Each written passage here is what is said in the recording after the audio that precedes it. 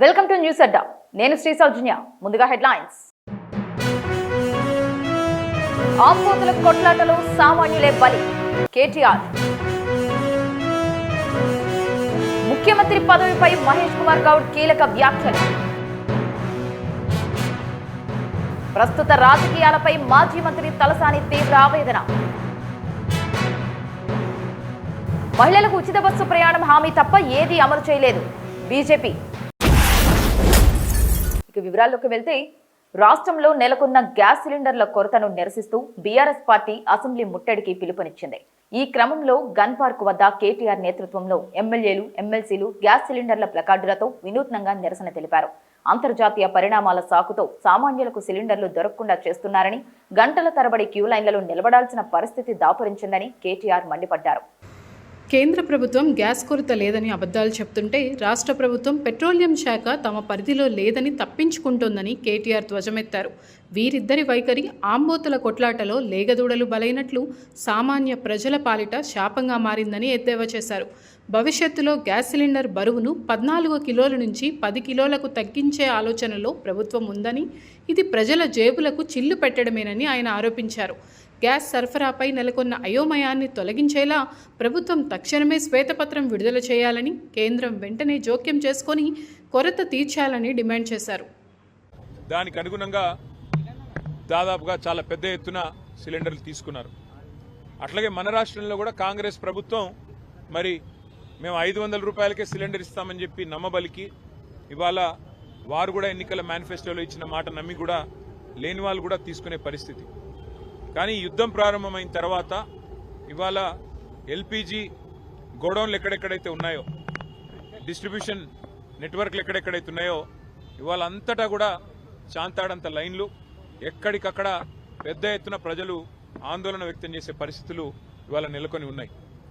ఒకవైపు కేంద్ర ప్రభుత్వమేమో పార్లమెంట్లో అడిగినా, పార్లమెంట్లో మాట్లాడినా, బయట మాట్లాడినా ఏ కొరత లేదు, మేము చూసుకుంటున్నాము, మేము మేనేజ్ చేస్తాము అని వారు చెప్తా ఉన్నారు, నమ్మబలుకుతా ఉన్నారు.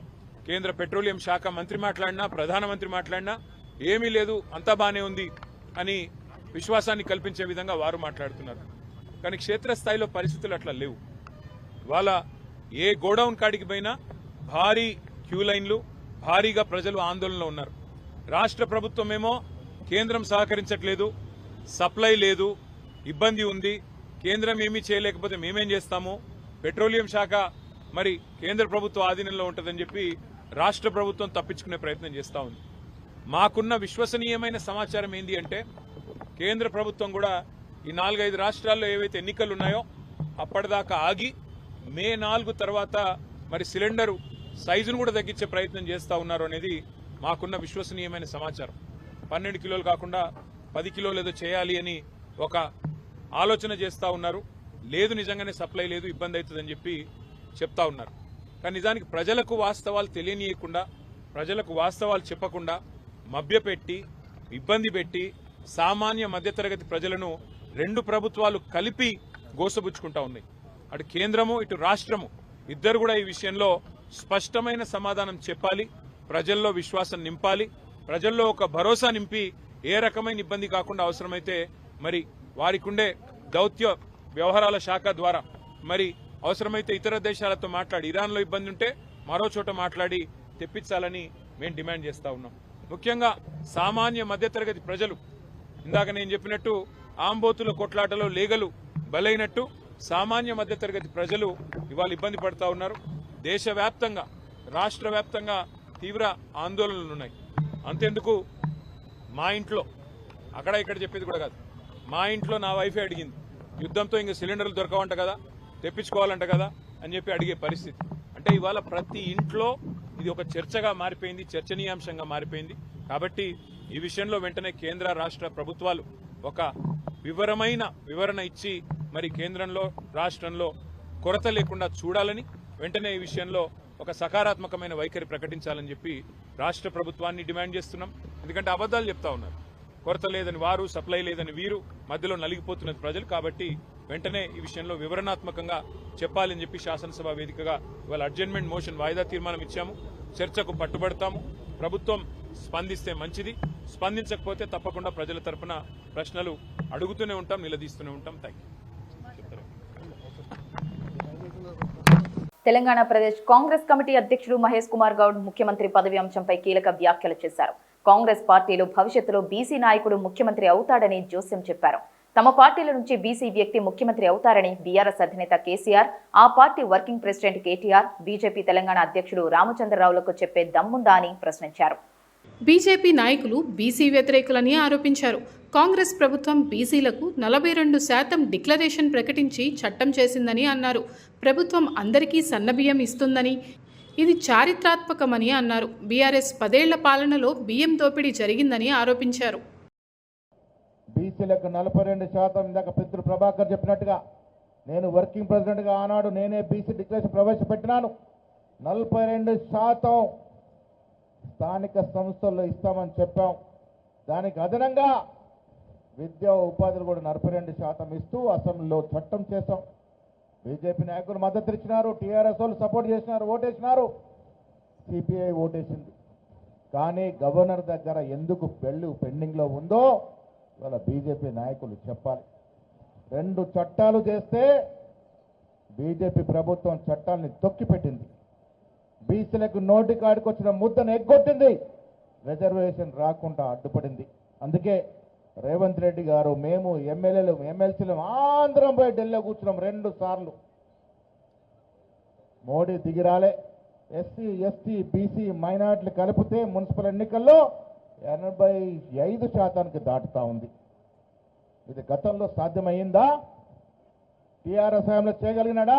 23% కుదించినాడు ఆయన. బీజేపీ వాళ్ళు బీసీల వ్యతిరేకులు. నేను చాలా సందర్భాల్లో చెప్పాను, ఈ రాష్ట్రానికి బీసీ ముఖ్యమంత్రి అవుతాడనే మాట చెప్పినాను. రాబోయే రోజుల్లో అది కాంగ్రెస్ పార్టీలోనే సాధ్యమవుతుందని చెప్పినాను. మళ్ళీ చెప్తా ఉన్నాను, రాబోయే రోజుల్లో ఈ రాష్ట్రానికి బీసీ ముఖ్యమంత్రి అవుతాడు, అది కాంగ్రెస్ పార్టీ వల్లే అవుతాడు. రామచంద్రరావు గారు, నీకు దమ్ము ధైర్యం ఉందా? బీజేపీలో బీసీని ముఖ్యమంత్రి చేస్తామని చెప్పే దమ్ముందా నీకు? కేసీఆర్ కేటీఆర్ ఈ మాట చెప్పగలుగుతారా? ఇది కాంగ్రెస్ లో సాధ్యం. కారణం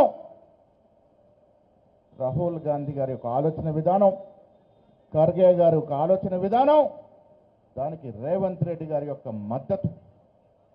తెలంగాణ శాసనసభలో జరుగుతున్న పరిణామాలు తనను తీవ్రంగా బాధిస్తున్నాయని, ప్రస్తుత రాజకీయ వాతావరణం చూస్తుంటే అసలు రాజకీయాల్లో ఎందుకు ఉన్నానా అనిపిస్తోందని బీఆర్ఎస్ సీనియర్ నేత మాజీ మంత్రి తలసాని శ్రీనివాస్ యాదవ్ ఆవేదన వ్యక్తం చేశారు. సభను నడిపిస్తున్న తీరు, అధికార పక్షం వైఖరిపై ఆయన తీవ్ర అసహనం ప్రదర్శించారు. సోమవారం అసెంబ్లీ మీడియా పాయింట్ వద్ద ఆయన విలేకరులతో మాట్లాడారు. తాను 1994 నుంచి శాసనసభ సభ్యుడిగా ఉన్నానని గుర్తు చేసిన తలసాని, గతంలో సభ్యులు అడిగిన వెంటనే మైక్ ఇచ్చే గొప్ప సాంప్రదాయం ఉండేదని అన్నారు. కానీ ఇప్పుడు బడ్జెట్పై ప్రతిపక్ష నేత హరీష్ రావు మాట్లాడుతుండగా సమయం ముగిసిందనే కారణంతో పదే పదే అడ్డుకోవడం సరికాదని విమర్శించారు. ముఖ్యమంత్రి రేవంత్ రెడ్డి కోసం టీ విరామం పేరుతో సభను ఏకంగా 2.5 గంటల పాటు వాయిదా వేయడం విడ్డూరంగా ఉందని అన్నారు. సభలో ముఖ్యమంత్రి చేసిన కొన్ని పరుష వ్యాఖ్యలను సైతం రికార్డుల నుంచి తొలగించకపోవడంపై తలసాని అభ్యంతరం తెలిపారు.